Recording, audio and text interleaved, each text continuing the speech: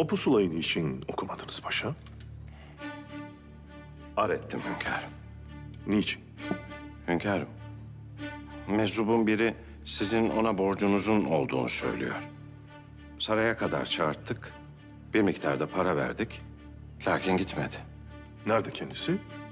Burada hünkârım. İçeri alınız. Emredersiniz. Veysel Efendi'yi çağırın evladım.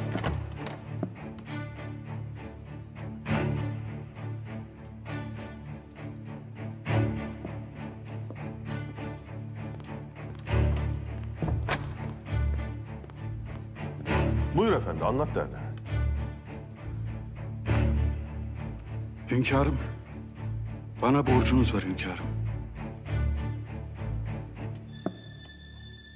Size nereden borcum varmış evladım? Efendim, ben ticaretle uğraşırdım. İflas ettim. Boğazıma kadar borca battım. Her gece yatarken Allah'a dua ederim efendim. Evladım, hünkârımız borcun nereden kaynaklandığını soruyor. Dediğim gibi, her gece yatarken Allah'a dua ederim. Dün gece rüyamda Peygamber Efendimiz Aleyhisselatü Vesselam Efendimiz'i gördüm efendim. Sallallahu aleyhi ve sellem.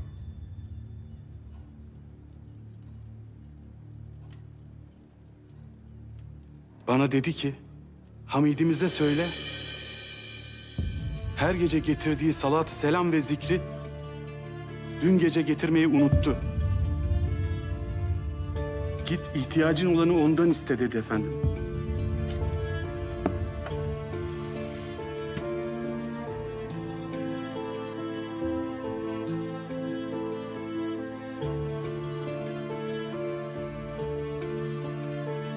Ne dedi, ne dedi? Hamidimiz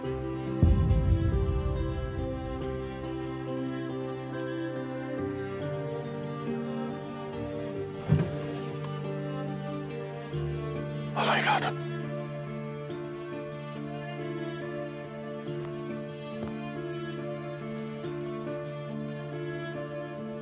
Ne dedi, bir daha söyler misiniz? Hamidimiz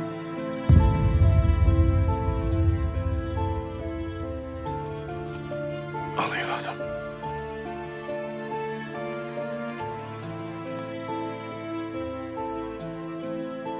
Ne dedi, bir daha söyleyiniz. Peygamber Efendimiz'i rüyamda gördüm ve Hamidimiz dedi.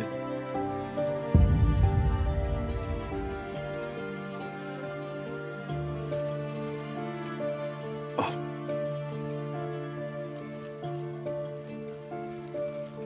Bir daha söyleyiniz evladım. Hamidimiz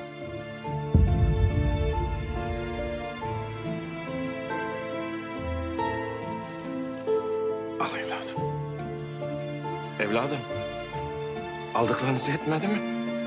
yetti paşam. Borçlarımı hemen ödeyeceğim.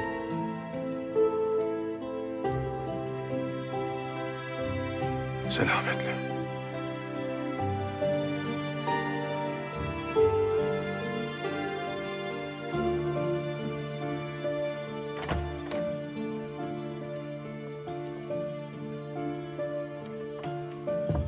Hünkârım.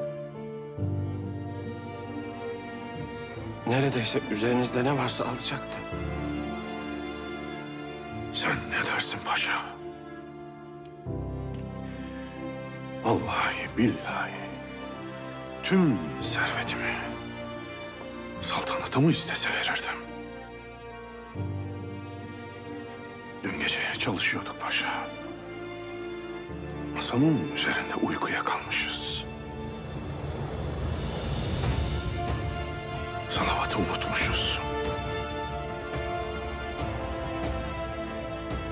Halt ettik paşa. Allah affetsin. جميع النور منار وله الذكر شعار وهو للعلم دثار